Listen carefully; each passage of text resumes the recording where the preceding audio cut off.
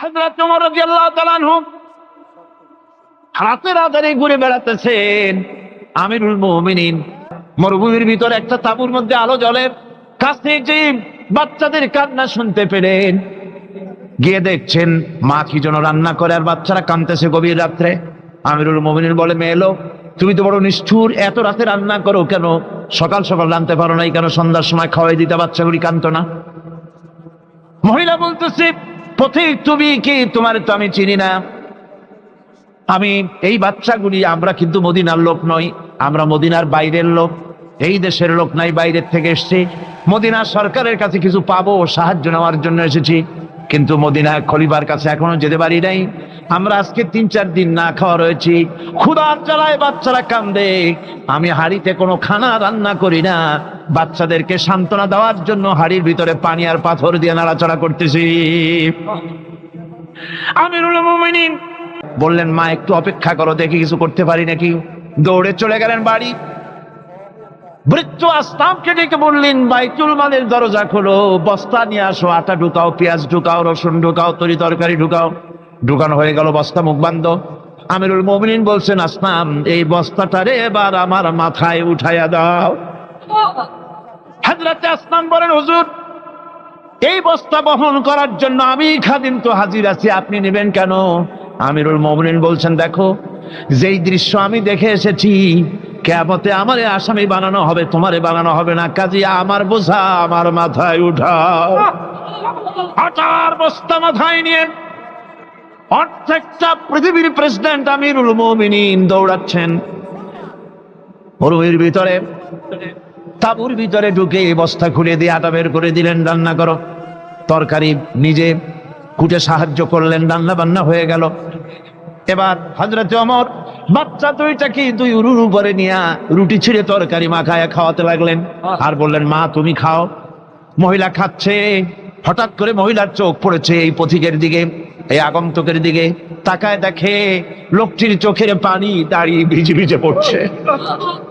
মহিলা বলতেছে, ও পথিক তুমি কে? তোমার তো আমি চিনি না, তবে আমার মন বলে, তোমার ব্যবহার দেখে আমার মন বলে এই মদিনার সরকার আমিরুল মুমিনিন খলিফাতুল মুসলিমিন ওমর না হইয়া তোমার মতো মানুষ হলে বোধহয় ভালো হতো।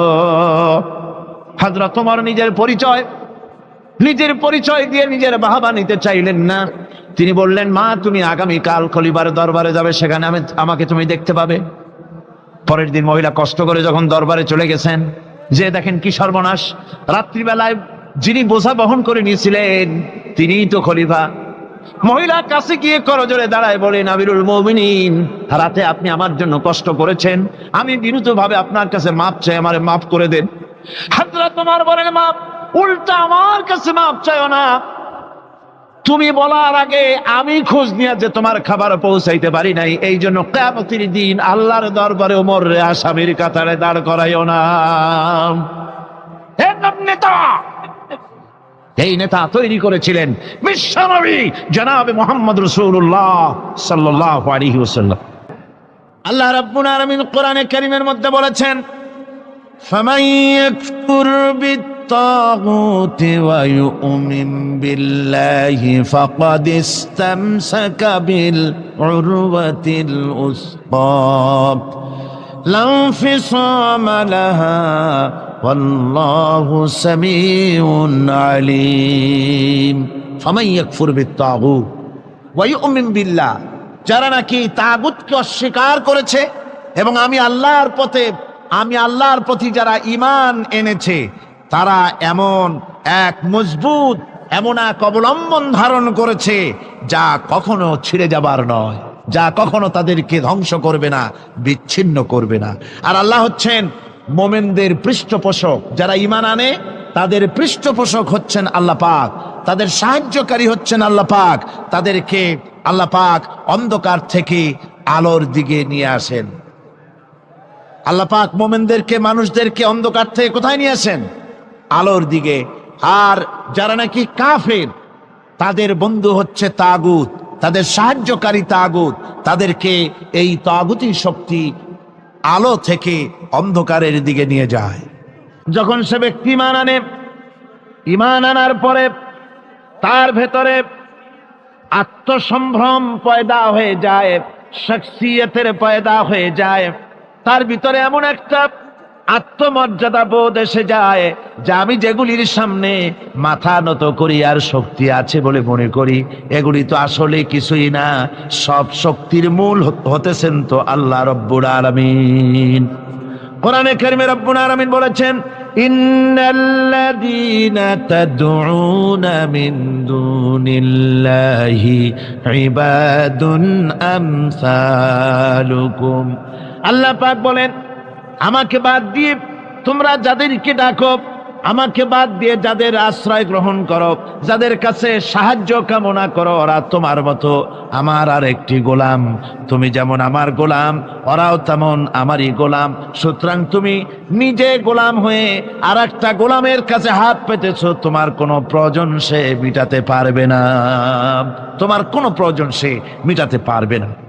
ওরা নিজের সাহায্য নিজেরা করতে পারে না। এত বড় প্রচন্ড ক্ষমতার মালিক তিনি।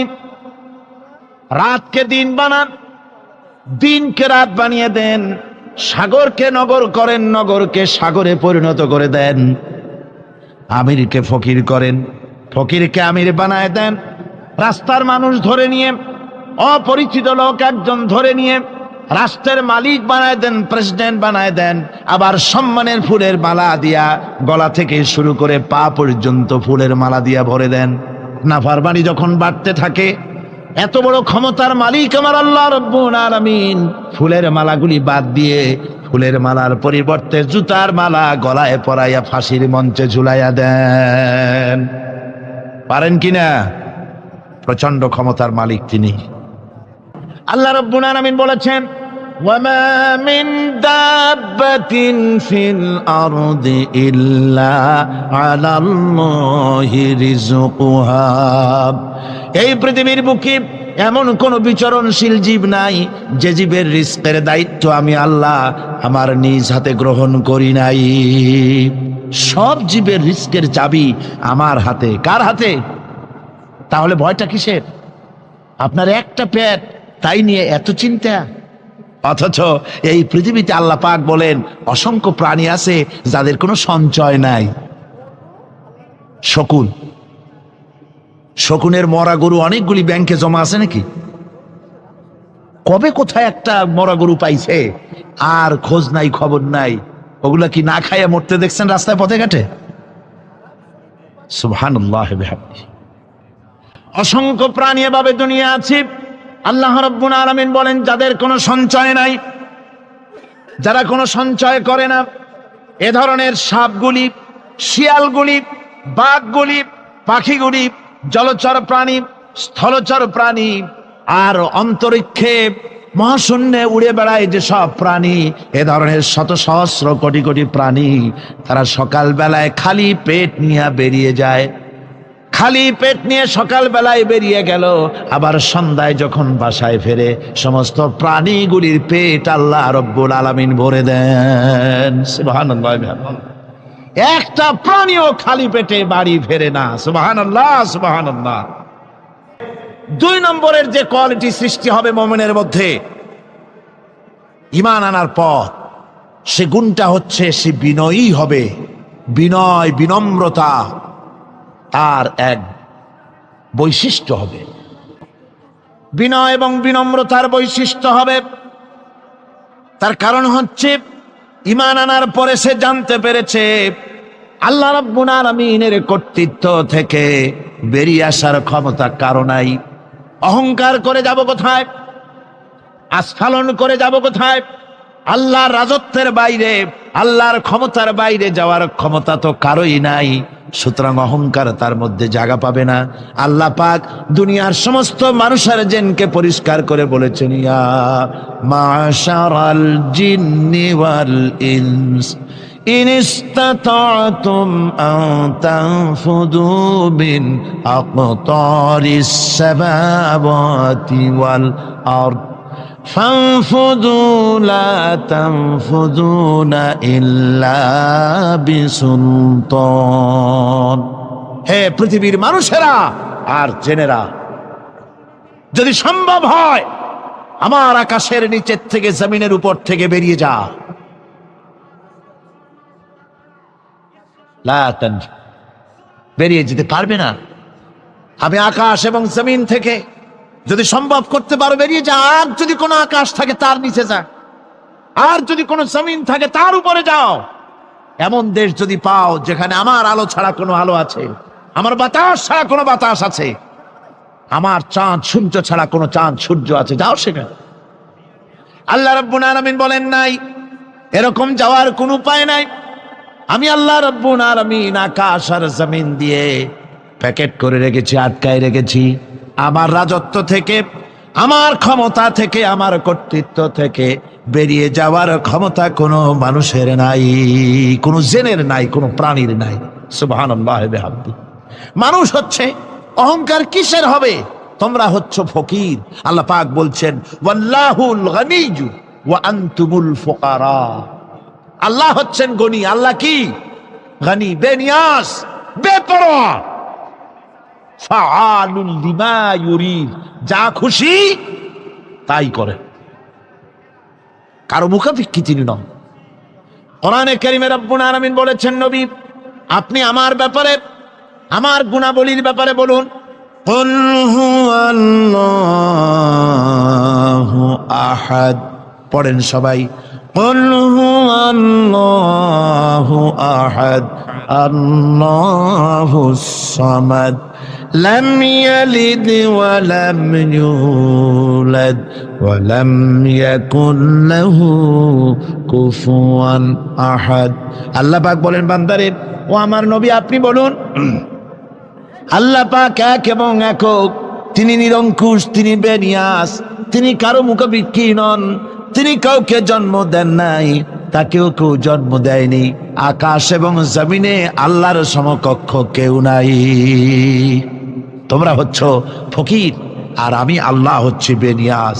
লিল্লাহি মা ফিস সামাওয়াতি ওয়া মা ফিল আরদ, আকাশে যা আছে জমিনে যা আছে সব আল্লাহ। সব কার? আল্লাহ পাকের। সুতরাং কিসের অহংকার, কিসের মাতবাড়ি? মানুষ পেছনের কথা ভুলে যায়, মোটেই চিন্তা করে না। একটু আগে যারা ক্ষমতায় ছিল আজকে তারা ক্ষমতা হারা, আজকে যারা ক্ষমতায় এলো তারা আবার ক্ষমতা মস্তদে বসে দুনিয়ার সব বিপদ আপদ ভুলে যায়। কি করে আরো বেশি লুটপাট করা যায়, আরো বেশি মানুষকে শোষণ করা যায়, মানুষ এই চিন্তাই করে। অহংকারে, ক্ষমতার দর্পে ফেটে পড়ে, চিন্তা করে না পেছনের কথা। আল্লাহ রাব্বুল আলামিন বলেন যারা নাকি মুমিন বান্দাদের বিনয় এবং বিনম্রতা তাদের মধ্যে সৃষ্টি হয়ে যাবে, তার কারণ হলো আল্লাহ পাক বলেছেন ওয়ালা তামশি ফিল আরদি মারহান ইন্নাকা লান তাখরিকাল আরদা ওয়া লান তাবলুগাল জিবালা তুলা। ওয়ালা তামশি ফিল আরদি মারহান, আমার জমিনের উপরে অহংকার করে পা ফেলো না। তুমি কি পারবে অহংকার করে আমার জমিনটাকে ফাটাই দিতে? কি বলেন, পারা যাবে? অহংকার করে জমিনের উপরে লাথি মারেন জোরে, জমিন ফাটবে? ফাটবে না, আপনার পা ছিঁড়ে যাবে। এই সমস্ত লোকেরা কান্দে তাহাজ্জুদের নামাজ পড়ে। আল্লাহ জিজ্ঞেস করেন ফেরেশতারা, অমুক অমুক দেশে অমুক অমুক বান্দারা কান্দে কেন? ফেরেশতারা বলে রব্বুল আলামিন তুমি তো ভালো করে জানো। আল্লাহ বলেন জানি, তবু তোমাদের মুখে শুনতে চাই। তারা বলে রব্বুল আলামিন তোমার এই বান্দা গুনাহ করেছি, গুনার জন্য মাপ চায়, জাহান্নাম থেকে বাঁচতে চায়। আল্লাহ পাক বলেন ফেরেশতারা আমার এই বান্দারা আমারে দেখেছে নাকি? বলে দেখে নাই। বলে আমার দোজখ দেখেছে নাকি? বলে না, তাও দেখে নাই। আমার বেহেশত দেখেছে নাকি? বলে না, তাও দেখে নাই। আল্লাহ পাক বলেন ফেরেশতারা সাক্ষী থাকো, ওরা আমাকে দেখে নাই, আমার বেহেশত দোজখ কিছুই দেখে নাই, শুধুমাত্র আমার নবীর কথা, আমার কোরআনের কথা বিশ্বাস করে আরামের ঘুমকে হারাম করে যেভাবে তারা কাঁদতেছে, সাক্ষী থেকে যাও ফেরেশতারা। আবার রহমতের দরিয়ায় জোশ মেরেছে, আমার ওই ক্রন্দনরত বান্দাগুলিকে আমি আল্লাহ মাফ করে দিলাম। সুতরাং মুমিন বান্দা যারা, আল্লাহর মুমিন বান্দা যারা, এই ঈমানের কোয়ালিটি এটাও হতাশায় নিরাশায় ভেঙে পড়বে না। গুনাহ তো মানুষই করে, গুনাহ হয়ে গেছে মাপ চাও। তোমার গুনাহ কদ্দূর? তোমার গুনাহ যদি হয় পাহাড় সমান, আল্লাহর রহমত আকাশ সমান। জাহান্নামের কঠিন শাস্তি থেকে বাঁচতে হলে আল্লাহর প্রতি ঈমান আনতে হবে। আর ঈমান আনলে যে কোয়ালিটিগুলি হওয়া উচিত সেগুলি আমি আপনাদের সামনে আলোচনা করছি। এরপর আরেকটি কোয়ালিটি হবে মুমিনের, তা হলো কঠোর কঠিন বিপদে অবিচল থাকবে, বিপদে ভেঙে পড়বে না। বিপদ আপদ, শত্রুতা, ক্ষয় ক্ষতি যা কিছু হয় সবই আল্লাহর পক্ষ থেকে, এটা মেনে নিতে হবে এবং ধৈর্য ধারণ করতে হবে। বিপদ মুসিবত শুধু উম্মতের জন্য নয়, দুনিয়ার সমস্ত নবীদের বিপদ এসেছে, হয় নাই? নবীদের বিপদ আসে নাই? কোরআনে কারীম থেকে শুনুন, আল্লাহ রাব্বুল আলামিন বলেন, وَكَذَلِكَ جَعَلْنَا لِكُلِّ نَبِيٍّ عَدُوًّا مِّنَ الْمُجْرِمِينَ। আল্লাহ পাক বলেন, এমনি করে আমি সকল নবীদের শত্রু বানিয়ে দিয়েছি সব পাপিষ্ঠ আর অপরাধ প্রবণ লোকদেরকে। প্রত্যেক যুগে নবীদের শত্রু ছিল, প্রত্যেক যুগে নবীদের কি ছিল? শত্রু ছিল। সে শত্রু কারা ছিল? আল্লাহ পাক বলছেন নবীদের শত্রু ছিল পাপিষ্ঠ আর অপরাধ প্রবণ লোক, এরাই ছিল নবীদের দুশমন। রাসূলগণের অবস্থা যদি এই হয়, তাহলে তার উম্মত, ওই দিনের ধারক বাহক যারা, তাদের বুঝি বিপদ আপদ হবে না? নাকি হবে কিনা? তো ইসলামের বিরোধিতা যারা করে, কোরআনের পরিভাষায় বলা হয়েছে ইসলামের দুশমন, নবীদের দুশমন। দুনিয়ার সব পাপিষ্ঠ আর অপরাধ প্রবণ লোকেরাই ইসলামের দুশমন হয়, নবীদের দুশমন হয়। হযরত ইব্রাহিম আলাইহিস সালাম দ্বীনের দাওয়াত দিয়েছেন, এক আল্লাহর দাওয়াত দিয়েছেন, ঈমানের দাওয়াত দিয়েছেন। আর কোন অপরাধ ছিল না, নমরুদ সহ্য করতে পারলো না। কোরআনে কারীমের মধ্যে সব কথাগুলি আল্লাহ পাক এই জন্য বিধৃত করেছেন, এই জন্য কোরআনে কারীমের মধ্যে সব কথা উঠায় দিয়েছেন, যাতে করে মুমিনেরা বিপদ আসলে পরে যেন ঘাবড়ে না যায়। ইব্রাহিম আলাইহিস সালামকে আগুনে ফেলানো হচ্ছে, ফেরেশতা বলছে, ইব্রাহিম তোমারে আগুনে ফেলায় দাও, হতেছে আমার কাছে সাহায্য চাও, আমার কাছে ক্ষমতা আছে, আগুনগুলো উঠাইয়া নমরুদের বংশ জ্বালাইয়া দেব। হযরত ইব্রাহিম ফেরেশতার কাছে সাহায্য চাইছিলেন নাকি? তিনি বললেন, ফেরেশতা তোমার কাছে সাহায্য কেন চাইব? আমি তো এমন কোন অন্ধ আল্লাহর ইবাদত করি না যেই অন্ধ স্রষ্টা তার গোলামের দুঃখ দুর্দশা না দেখেন। আমি তোমার কাছে সাহায্য চাইব না। হযরত ইব্রাহিম আলাইহিস সালাম পাশ করলেন। কি বলেন, পাশ করছেন না? ঈমানের পরীক্ষায় পাশ। আগুনের মধ্যে হযরত ইব্রাহিমকে যখন ফেলানো হচ্ছে, রব্বুল আলামিন আগুনের প্রতি নোটিশ করে দিলেন, ইয়া নার কুনি বারদান।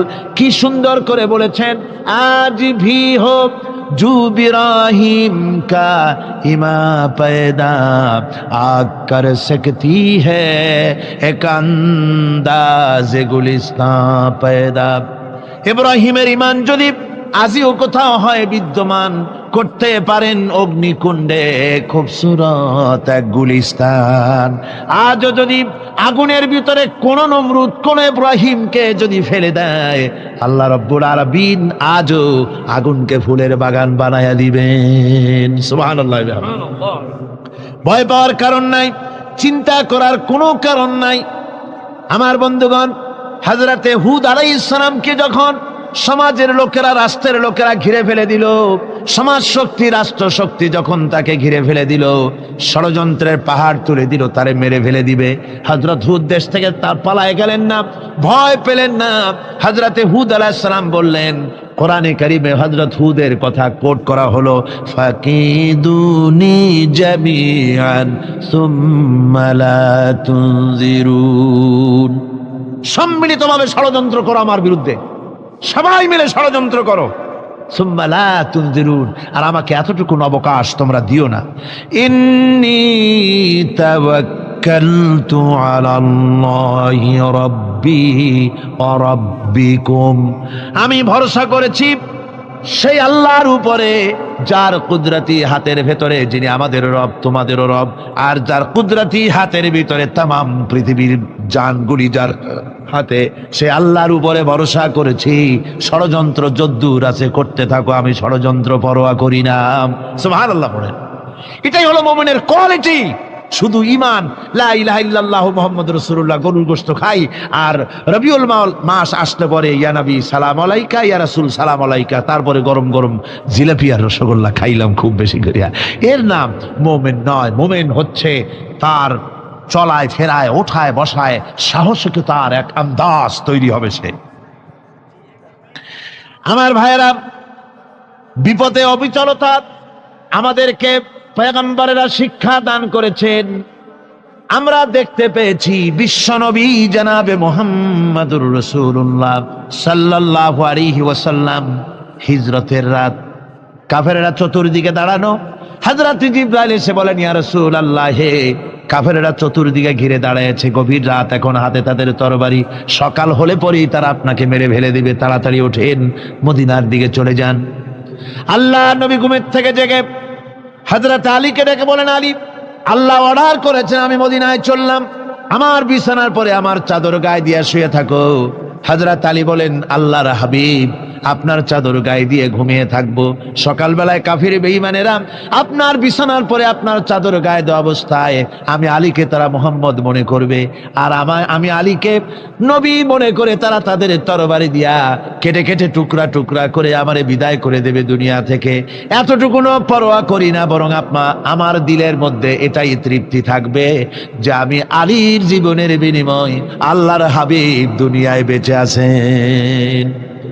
নবীজি ঘরের থেকে বেরোলেন, চতুর্দিকে কাফেরেরা দাঁড়ানো, আল্লাহ নবী হাতে এক মুষ্টি বালু হাতে নিয়ে শাহাতেল বজু পড়ে তিনবার দম করে বালুগুলো ছেড়ে দিলেন। বালিগুলি ঘরের চতুর্দিকে কাফেরদের চোখে চলে গেল। পরবর্তী সময় রব্বুল আলামিন ডেকে বলেন, নবীরে, বালি যখন নিক্ষেপ আপনি করেছিলেন ধুলাগুলি, আপনি তো শুধু নিক্ষেপ করেছিলেন, কিন্তু চতুর্দিকে কাফেরদের চোখে গেল কেমনে? একদিকে মেরেছিলেন, সেই দিকেই তো যাওয়ার কথা ছিল, চতুর্দিকের কাফেরের চোখে চোখে সেগুলো পৌঁছে গেল কেমনে? ওয়ামা রামাইতা ইদ রামাইতা ওয়ালাকিন্নাল্লাহ রামা। আপনি নিক্ষেপ করেন নাই, যখন আপনি নিক্ষেপ করেছিলেন আপনি তো শুধু বালুকণা ছেড়েছেন, আর ওই বালুকণাগুলি ঘরের চতুর্দিকে সব কাফেরদের চোখে পৌঁছবার দায়িত্ব আমার কুদরত গ্রহণ করেছিল। আমার ভাইয়েরা, নবীজি বিপদে, এতগুলি শত্রু তরবারি নিয়ে তিনি বিপদে ধৈর্যহারা হন নাই, আস্তে করে ঘরের থেকে বেরিয়ে হযরত আবু বকরের বাড়িতে গিয়ে হাজির। দরজায় গিয়ে আওয়াজ দিলেন, আবু বকর। অমনি দরজা খুলে গেল, লাব্বাইক ওয়া সাদাইক। হুজুর বলেন, আবু বকর রে, একটা ডাকে কেমনে সাড়া দিলে? তুমি কি ঘুমাইছিলে না? হযরত আবু বকর বলেন, হুজুর, আপনি বলেছেন আমাকে নিয়ে হিজরত করবেন, আমি মনে মনে চিন্তা করেছি, না জানি কত রাত্রে নবীজি আসেন, উঠতে যদি আমার দেরি হয়ে যায়, নবীজি যদি দরজার কাছে দাঁড়ায় দাঁড়ায় আমারে ডাকাডাকি করে, আর আমি যদি ঘুমায় থাকি, তাহলে আল্লাহর নবীর সঙ্গে বেয়াদবি হয়ে যাবে। এই মনে করে বিছানায় না ঘুমাইয়া আপনার গলার আওয়াজ শোনার জন্যে এই দরজার সঙ্গে পিঠ লাগাইয়া লাগাইয়া দাঁড়াইয়া ঘুমাচ্ছিলাম। আল্লাহর নবী হযরত আবু বকরকে সঙ্গে করে নিয়ে চললেন মদিনার দিকে, উল্টা পথে রওনা করলেন। বারবার কাবা শরীফের দিকে তাকাতে লাগলেন। বুখারী শরীফে এসেছে, নবীজি বারবার কাবার দিকে তাকিয়ে বলতেছেন, রে কাবা, বড় আশা ছিল তোর কাছে থাকবো, তোর খেদমত করব, কিন্তু তোর নিষ্ঠুর সন্তানেরা তোর কাছে আমারে থাকতে দিল না রে। আল্লাহ নবী মিসফালা দিয়ে জাবালে কেদোয়ার উপর দিয়ে চলে গেলেন জাবালে সুরে। গুহার কাছে যখন গিয়েছেন, ফজর রক্ত হয়ে গেল। হযরত আবু বকর রাদিয়াল্লাহু তাআলা আনহু বলছেন, হুজুর, আর উপায় নাই, দিন হয়ে গেল, এখন বুঝি ধরা পড়ে যাব, ওই গুহার মধ্যে গিয়ে আশ্রয় নেই। তবে আপনি দাঁড়ান, গুহার ভিতরেই পাহাড়িয়া গুহা, বিচ্ছু থাকতে পারে, সাপ থাকতে পারে, আমি আগে ঢুকি, যদি কোনো হিংস্র প্রাণী থাকে আমার উপর দিয়ে আঘাত হয়ে যাক, আল্লাহর নবী হেফাজতে থাকুক। হযরত আবু বকর রাদিয়াল্লাহু তাআলা আনহু গুহার ভিতরে নামলেন। নেমে গুহা সাফ করে হুজুরকে ডাকলেন। হুজুর তাশরীফ ফরমালেন। গুহার মধ্যে হুজুর বলেন, আবু বকর হেঁটে হেঁটে কষ্ট হয়ে গেছে, তুমি বসো, তোমার উরুর উপরে মাথা রেখে আমি একটু ঘুমায়ে যাই। আল্লাহর হাবিব ঘুমায় গেলেন। হযরত আবু বকর লক্ষ্য করে দেখেন চতুর্দিকে অনেকগুলি গর্ত দেখা যায়। এই গর্ত থেকে সাপ আসতে পারে, বিচ্ছু আসতে পারে মনে করে নিজের গায়ের চাদর ছিঁড়ে ছিঁড়ে আমি তাকে আরামে বিঘ্ন ঘটাতে পারতাম না। আমার ভাইয়েরা, হযরতে আবু বকর হযরতে রাসূল দুজন বসে আছেন। এমনি সময় কাফের বেঈমানেরা খুঁজতে খুঁজতে জায়গা মতো এসে গেছে। একজনে বলে ভিতরে আছে, আর একজনে বলে নাই। পায়ের যদি থাকবে তাহলে মাকড়সায় জাল বুনালো কি করে, পাখি ডিম পেড়ে বসে আছে কি করে, তাদের সন্দেহ হতে লাগলো। এর মধ্যে না একজন বলে আছে আর একজন বলে নাই। হযরত আবু বকর ভয়ের চোটে কেঁদে ফেলেছেন, হুজুর আর উপায় নাই। এই যে অবস্থান, এই অবস্থার ভিতরে, এই অবস্থার ভেতরেও আল্লাহ নবী এতটুকু ঘাবড়ে যান নাই। শত্রুরা তরবারি নিয়ে এসেছে, সুযোগ পেলেই একটু তাকালেই দেখতে পাবে, তুলে মেরে ফেলে দেবে। আল্লাহর হাবিব মোটেই ধৈর্য হারালেন না, এতটুকুন হতাশ হলেন না। আল্লাহ পাকের হাবিব তার সাথীকে কি বললেন তখন কোরআনে কারীম সূরা তাওবার মধ্যে আল্লাহ তা উদ্ধৃত করেছেন মুমিনদের জন্য। ইযহুমা ফিল গার ইয ইয়াকুলু লিসাহিবিহি লা তাহজান ইন্নাল্লাহা মা'ানা। ও আমার সাথী, ও বন্ধু, ভয় করো না, চিন্তা করো না, আমরা মাইনরিটি নই, আমরাই মেজরিটি। তার কারণ আল্লাহ আমাদের সাথে আছেন। সুবহানাল্লাহ, আল্লাহ আমাদের সাথে আছে। কোরআনে কারীমে রব্বুল আলামিন বলেন, فأنزل الله سكينته عليه وأيده بجنود لم تروها। আল্লাহ পাক তার মনের মধ্যে গভীর প্রশান্তি এবং স্বস্তি দান করলেন, আর এমন সৈন্য দিয়ে সাহায্য করলেন যে সৈন্যদেরকে তোমরা দেখতে পাও না।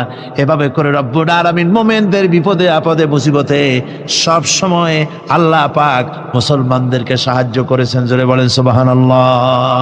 মুমিনদের সাহায্যকারী আল্লাহ। তাই ইসলামী আন্দোলনের সাথে যারা আছে, যারা কর্মী, যারা নেতা, যারা মুমিন, যারা ঈমানদার, মেঘের মতো প্রচন্ড কালো মেঘ হয়ে চতুর্দিক থেকে অন্ধকারের মতো সে এসেছে বিপদ, কোনো বিপদ না। আল্লাহ পাক সাহায্যকারী। কে সাহায্যকারী? জোরে বলেন, সাহায্যকারী কে? আল্লাহ সুবহানাহু ওয়া তাআলা, তিনি সাহায্যকারী, ভয় নাই। আল্লাহ পাকের উপর ঈমান আনলে পরে কলিজার ভিতরে দুর্জয় সাহসের সৃষ্টি হয়ে যায়, কোনো ভয় অন্তঃকরণে তার থাকে না। আল্লাহ পাক সাহায্য করেন। আর আল্লাহর উপরে ঈমান আনলে পরে রব্বুল আলামিন বলেছেন, ইয়া আইয়ুহাল্লাযীনা আমানু হাল আদুল্লুকুম আলা তিজারাতিন তুনজিকুম মিন আযাবিন আলীম। এমন একটা ব্যবসার কথা কি বলবো না যে ব্যবসায় তোমাদেরকে জাহান্নামের আযাব থেকে বাঁচায় দেবে। তার প্রথম কাজই হলো আল্লাহর প্রতি ঈমান আনা। ঈমান আনলে পরে এই সমস্ত গুণ তৈরি হয়ে যায়। আর ঈমানে সবচাইতে উপকৃত হয় সমাজের লোকেরা, রাষ্ট্রের লোকেরা, পরিবারের লোকেরা, দেশের মানুষ উপকৃত হয় মুমিনদের দিয়ে ঈমানের কারণে। তার কারণ হলো একজন মুমিন, একজন ব্যক্তি যখন ঈমানদার হয়, মুমিন হয়ে যায়, আল্লাহর প্রতি যখন প্রগাঢ় বিশ্বাস তার এসে যায়, তখন সেই ব্যক্তি নৈতিকতার মান তার বেড়ে যায়। জোরে বলেন সুবহানাল্লাহ। নৈতিক চরিত্রের উপরে সে প্রতিষ্ঠিত হয়, সে মিথ্যা বলতে সাহস পায় না। মুমিন ব্যক্তি মিথ্যা বলতে সাহস পায় না। কেন পায় না? মিথ্যা বলতে সাহস পায় না, ঠকাতে সাহস পায় না, ওজনে কম দিতে সাহস পায় না, শয়তানি বদমাশি করতে সাহস পায় না। তার কারণ হলো আল্লাহ পাক বলে দিয়েছেন, মুমিন কোরআনের ভিতরে পড়েছে, ইয ইয়াতালাক্কাল মুতালাক্কিয়ানি আনিল ইয়ামিনি ওয়া আনিশ শিমালি কাঈদ। দুজন নিয়ন্ত্রণকারী ফেরেশতা তোমার ডানে এবং বামে বসে বসে তোমাকে নিয়ন্ত্রণ করছে। কোথায় যাও, কি করো, এই ফেরেশতারা বসে বসে সব দেখতেছে। মা ইয়ালফিযু মিন কাওলিন ইল্লা লাদাইহি রাকীবুন আতীদ। মানুষ এমন কোনো কথা বলে না যা ফেরেশতারা রেকর্ড না করে, সব রেকর্ড হয়ে যায়। তাই মুমিন ব্যক্তি দায়িত্বহীন কথা বলতে পারে না। মুমিন ব্যক্তির চরিত্র ভালো হয়ে যায়। সে যে কথা বলে বুঝে শুনে কথা বলে, সে যে ওয়াদা করে বুঝে শুনে ওয়াদা করে, যেহেতু সবকিছুর জবাব কিয়ামতে দিতে হবে। কোথায় দিতে হবে? কোথায় দিতে হবে? কিয়ামতে আল্লাহর দরবারে জবাব দিতে হবে।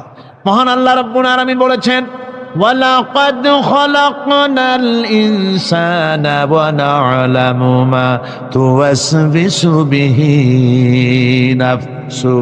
মানুষ সৃষ্টি করেছি আমি, তার অন্তঃকরণের ভিতরে ওয়াসওয়াসা কি হয় আমি জানি। এই জন্য মুমিনেরা মনের ভিতরে কোনো খারাপ কল্পনাও করতে পারে না। খারাপ কল্পনা করলেও তার হিসাব দেওয়া লাগবে আল্লাহর কাছে। কার কাছে? ওয়াইন তুবদু মিন আনফুসিকুম আও তুখফুহু ইউহাসিবুকুম বিহিল্লাহ। আল্লাহ বলেন, মনের মধ্যে যেসব কল্পনা করো তা প্রকাশ করো আর গোপন রাখো, ওইটার হিসাব নেব আমি আল্লাহ পাক। কিয়ামতের দিন আমার কাছে হিসাব দিতে হবে। বন্ধুগণ, এই জন্য মুমিন যারা, মুমিনদের চরিত্র প্রতিষ্ঠিত হয়, মুমিনদের ধারণা থাকে যেখানেই যাই না কেন, যেখানেই বসি না কেন, সেখানেই আল্লাহ, আল্লাহ ছাড়া কোনো জায়গা নাই। আছে নাকি? আছে। আল্লাহ পাক বলেন, মা ইয়াকুনু মিন নাজওয়া সালাসাতিন ইল্লা হুয়া রাবিউহুম। তোমরা যেখানে তিনজন মিলে পরামর্শ করো, মনে রেখো তিনজন নও, ওখানে চতুর্থ সত্তা আমি রব্বুল আলামিন তোমাদের কাছে আছি। সব শুনি আর দেখি। পাঁচজন যেখানে হও সেখানে আমি ষষ্ঠ। এর থেকে যদি কম হও, এর থেকে যদি বেশি হও, বান্দারে তুমি আছো যেখানে আমি আল্লাহ আছি সেখানে। উপায় নাই, সব জায়গায় আমি দেখতে পাচ্ছি। শুধু তাই নয়, রাত্রিবেলায় মানুষেরা গোপনে পরামর্শ করে, করে না? হযরত ওমর রাদিয়াল্লাহু তাআলা আনহু রাসূল করিম সাল্লাল্লাহু আলাইহি ওয়াসাল্লামের কাছে গিয়ে তাওরাতের একটা পাতা পড়তেছে। হযরত আবু বকর রাদিয়াল্লাহু তাআলা আনহু সেখানে চলে এলেন। এসে দেখেন রাসূল করিম সাল্লাল্লাহু আলাইহি ওয়াসাল্লামের চেহারা মোবারক লাল হয়ে গিয়েছে গোসায়। হযরত আবু বকর বললেন, ওমর তুই যদি এর থেকে মরে যেতিস, তুই যদি এর থেকে মরে যেতিস, তুই যদি এর থেকে মরে যেতি। তিনবার বললেন। হযরত ওমর শিউরে উঠলেন, হতচকিত হয়ে উঠলেন। আবু বকর আমাকে মরার কথা বলছেন কেন? তিনি তাকিয়ে দেখেন রাসূল করিম সাল্লাল্লাহু আলাইহি ওয়াসাল্লামের চেহারা মোবারক গোসায় লাল হয়ে। হযরত ওমর বলছেন, ইয়া রাসূলুল্লাহ, আমার এবং আমার পিতা মাতার জীবন আপনার কদম মোবারকে উৎসর্গ হয়ে যায়। আমি অপরাধ করেছি, কি অন্যায় করেছি হুজুর আমাকে? হুজুর বলছেন, ওমর তুমি যে তাওরাতের পাতা আমার সামনে পড়তেছো, এই তাওরাত যার উপরে নাজিল হয়েছিল, সেই মুসা আলাইহিস সালাম যদি আজকে বেঁচে থাকতেন, তাহলে আমার উম্মতের ভিতরে শামিল হয়ে যাওয়া তার জন্য ফরজ হয়ে যেত।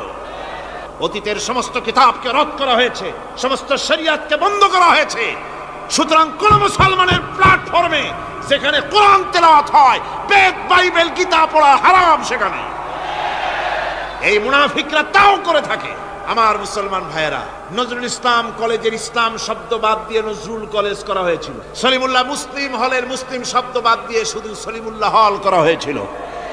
তার মানে ধর্ম এদের কলিজায় আগুন জ্বালিয়ে দেয়। ইসলামের নাম বরদাস্ত হয় না, কোরআনের নাম বরদাস্ত হয় না। আর বরদাস্ত হয়নি বলেই আল্লাহ পাক তার ইন্তেকাম নিয়েছে। আমার বক্তব্য হচ্ছে, কোরআনে কারীম পৃথিবীতে এসেছে শাসন করতে দুনিয়াকে। তার মধ্যে রয়েছে রাজনীতি, অর্থনীতি, সব। এই বিচার ফয়সালা কোরআন থেকে যারা গ্রহণ করে না, রাসূলকে যারা বিচারক মানে না, তাদের সম্পর্কে আল্লাহ পাক কি বলছেন শুনুন। ফালা ওয়া রাব্বিকা লা ইউমিনুনা হাত্তা ইউহাক্কিমুকা ফীমা শাজারা বাইনাহুম সুম্মা লা ইয়াজিদু ফি আনফুসিহিম হারাজাম মিম্মা কাদাইতা ওয়া ইউসাল্লিমু তাসলিমা।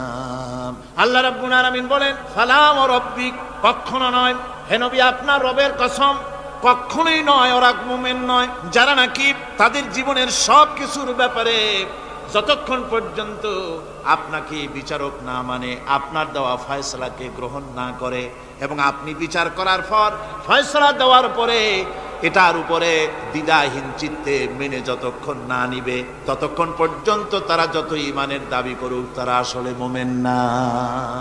এ ফতোয়া কার? এ ফতোয়া কার? আল্লাহ রাব্বুল আলামিনের ফতোয়া। কখনো মুমিন হতে পারবে না যারা রাসূলুল্লাহকে ফয়সালাকারী হিসেবে গ্রহণ না করবে, কোরআনকে সংবিধানের উৎস হিসেবে গ্রহণ না করবে। কোরআন এসেছে আইনের কিতাব হিসেবে পৃথিবীর মানুষকে পরিচালিত করার জন্য।